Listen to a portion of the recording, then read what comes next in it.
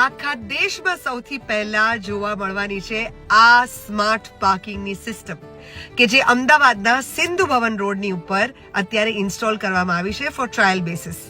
I am going to show it to you. આ છે અમદાવાદનું સિંધુ ભવન અને આ છે એ સ્માર્ટ પાર્કિંગ કે જેને લગાડવામાં આવ્યું છે ફોર ટ્રાયલ બેસિસ. આ પીળા પટ્ટાની અંદર તમારે તમારી ગાડી લગાડવાની છે.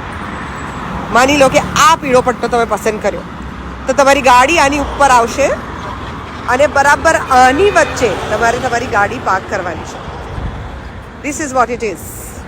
દેખાય છે AMC smart parking.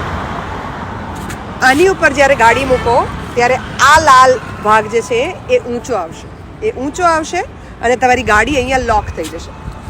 You can read these details here. તમારે મોબાઈલ કેમેરાનો ઉપયોગ કરીને આને સ્કેન કરવાનું છે. આ સ્કેન કરશો તો જ તમે તમારું પાર્કિંગ ખોલી શકશો. ઇન્સ્ટ્રક્શન્સ અહીંયા લગાડવામાં આવી છે.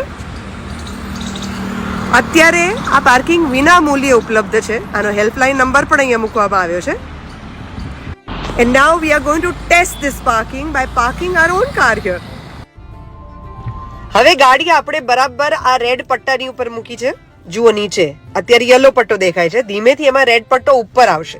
એ કેવી રીતે આવશે પેલી બાજુથી તમને બતાડું.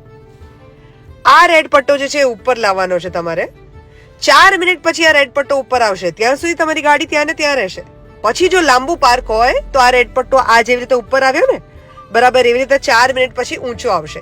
એની ઉપરથી ગાડી કાઢી લેશો તો ટાયર ખરાબ થશે એટલે એવું નહીં કરતા. આ સ્કેનર જે છે એને તમારે મોબાઈલથી સ્કેન કરવાનું છે. તમે મોબાઈલથી સ્કેન કરશો એટલે તમને એક લિંક ઓપન કરી આપશે.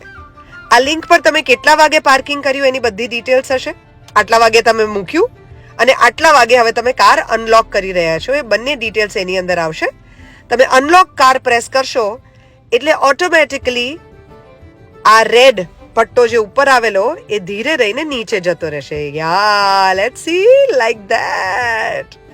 ઇન્ડિયાનું સૌથી પહેલું સ્માર્ટ પાર્કિંગ છે આ પ્રોજેક્ટ જે છે એ સિંધુ ભવન પર આ ગાર્ડન અને સામે એઆરએ બરાબર એની સામે મૂકવામાં આવેલો છે. 5 સેમ્પલ અત્યાર સુધીમાં બનાવવામાં આવ્યા છે અને આ સેમ્પલ 1 મહિના માટે ટ્રાય કરવામાં આવશે અને સફળ થાય તો પછી આખા ભારતને ભેટ.